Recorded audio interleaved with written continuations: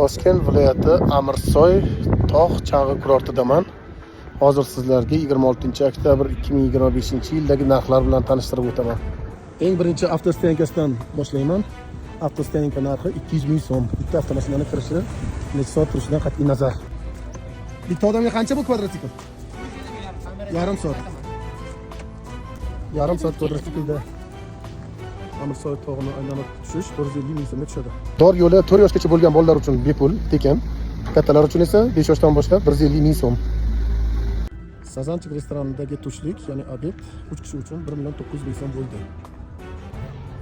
Qishda ham, boshqa fasllarda ham bir xil xizmat ko'rsatadigan tubing xizmati 35 ming so'm.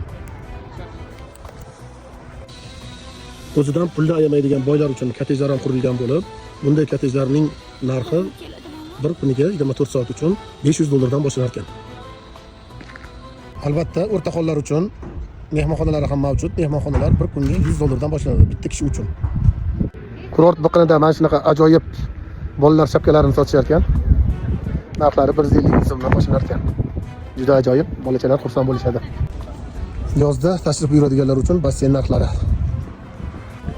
Xullas, qisqa qilib aytganda, boylar uchun yoqimli, o'rtaxonlar uchun qimmat, kambag'allar uchun orzu joy ekan.